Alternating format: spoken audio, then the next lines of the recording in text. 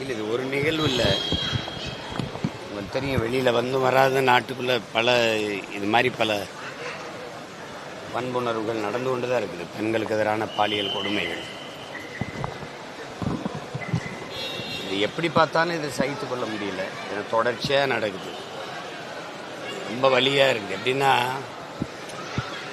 6-7 வயசு குழந்தை இந்த ஹாசினியை ஒருத்தர் வன்புணர்வு செய்து கொலை பண்ணிடுறாரு, எரிச்சு கொண்டுறாரு. 30 நாளில் திருப்பி வர்றாரு. திருப்பி வந்து பெற்ற தாயே கொண்டுறாரு.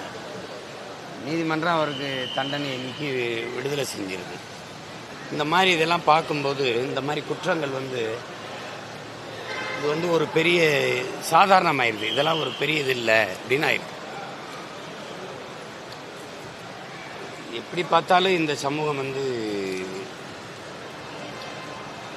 வாழ்வதற்கு வாய்ப்பற்ற ஒரு நரகமாயிடுச்சுங்கிறதான் ஒரு கொடுமையானதாயிருச்சுன்னு நினைக்கிறேன். ஒரு செயல், இந்த மாதிரி செயலெல்லாம் பார்க்கும்போது, ஒரு செயல் எதனால் வருதுன்னா சிந்தனையின் வெளிப்பாடு தான் செயல்.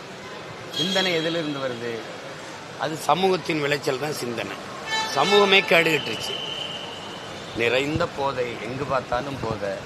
அந்த இடத்த நீங்கள் பாருங்கள், எங்கள் பிள்ளைகள் போய் சண்டை போட்டிருக்காங்க. அந்த இடமே ரொம்ப நாளாக அங்கே சரக்கு 24 மணி நேரம் விற்றுக்கிட்டு இருக்கிற ஒரு இடமா இருக்குது. அந்த இடம், அந்த குற்றம் நடந்த இடம். கேட்டால் பயமாக இருக்குது. படிக்க போன பொண்ணு 1ஆம் ஆண்டு போயிருக்கு. 18 வயசு பூர்த்தி ஆகலை. அது ஒரு பையனோட போய் இரவு 11 மணிக்கு மேலே அது ஒரு தனியாக ஒரு இடத்துல போய் அவங்க சந்திக்க போயிருக்காங்க. அந்த இடத்துல இவங்க அங்கே உட்காந்து தண்ணி அடிச்சுட்டு இருந்திருக்காங்க. இந்த முறையற்று விற்றுக்கிட்டு இருந்த இடம் அது. அந்த இடத்துல போய் இவங்க குடிச்சிக்கிட்டு இருந்த இடத்துல இவங்க பார்த்துட்டு அளவு கடந்த போதையில் இந்த மாதிரி சிதைச்சி வச்சுட்டு போயிட்டாங்க.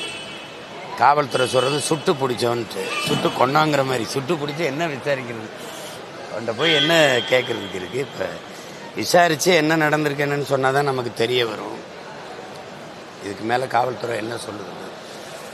அந்த சம்பவத்தில் ஈடுபட்ட அவங்க மட்டும் இல்லை, பேசியிருக்கேன், நான் கேட்டுக்கிட்டு இருக்கேன், நீங்கள், நம்ம எல்லாருமே இது வைக்கி தலைகுனிய வேண்டிய ஒரு சமூகம் ஆயிடுச்சு.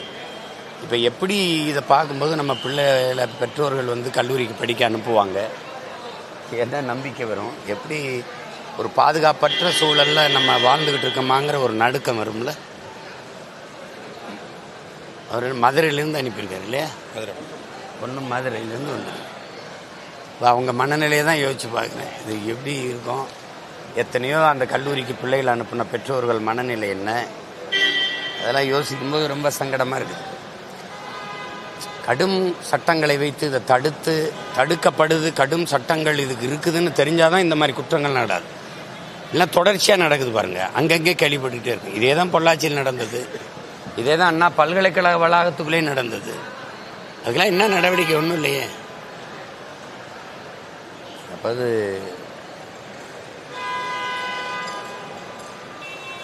சரி பார்ப்போம்.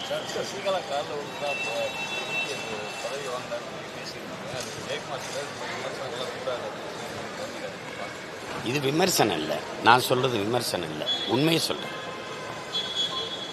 அவங்க பேசுறதெல்லாம் ஒரு பொது மனிதனா நீங்கள் பாருங்க. நான் அதிமுக இல்லை, இது இல்லை, இந்த கட்சியெல்லாம் இல்லை. நானும் ஒரு கட்சியை வழி நடத்துகிறவனா இல்லை, ஒரு மகனாக பார்க்குறேன்.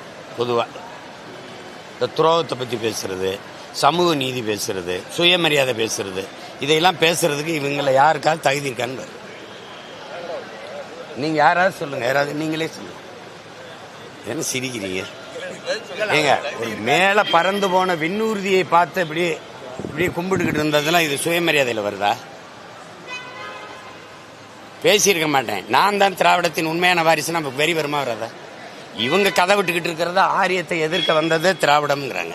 தமிழன்னு இருந்தா, நாங்கள் தமிழர்னு வச்சா பார்ப்பனன் நானும் தமிழர்னு உள்ளே வந்துருவானே அப்படின்னு தான் அதில் ஐயா ராமசாமியிலேருந்து ஐயா வீரமணி வரை கதை விட்டுக்கிட்டு அதே கருத்து தான் இன்னைக்கு வரைக்கும் சொல்கிறாங்க. அதானே சொல்கிறாங்க.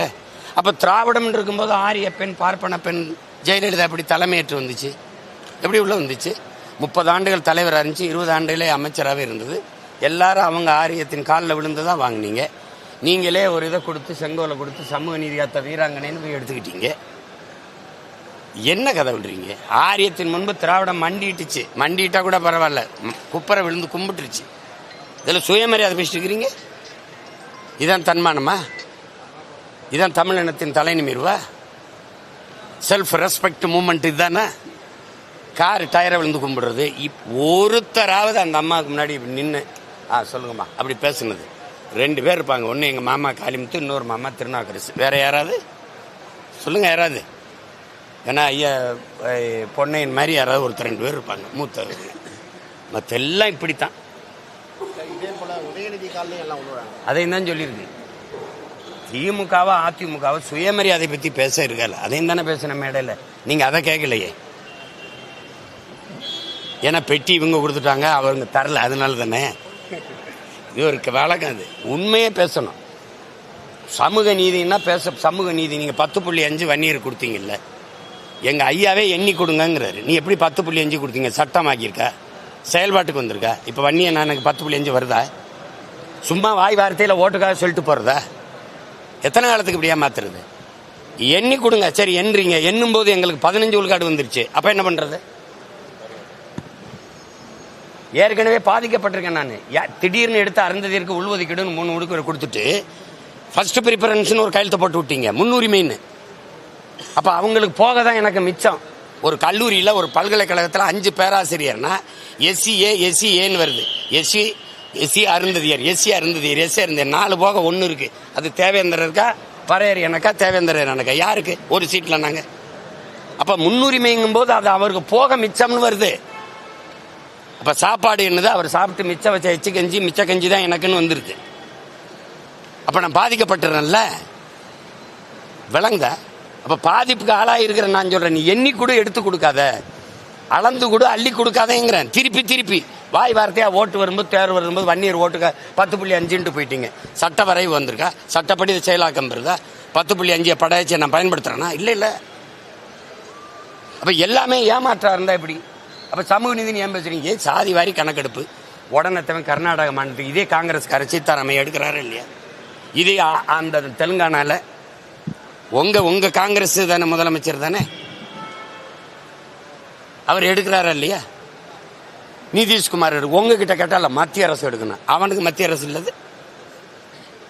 எதையாவது கடத்தி விடுறது, சொல்லிட்டு மாநில உரிமை இங்கே பேசிக்கிறது, சிபிஐ விசாரணை கேட்டுக்கிறது. அப்போ ஓம் போலீஸ் சரியில்லைப்ப. அப்போ உங்ககிட்ட இருக்க போலீஸே சரியில்லை, அப்போ நீங்கள் பதவி விலகணும். என் போலீஸ் சரியில்லைங்க, என் நிர்வாகம் சரியில்லைன்னு. அப்படி தானே தோல்வியை ஒத்துக்கிறீங்க. இப்போ என் காவல்துறைக்கு என்ன குறை? எதுக்கு சிபிஐ விசாரணை? எல்லாம் வர்றவங்களா சிபிஐ விசாரணை? எப்படி இருக்கு?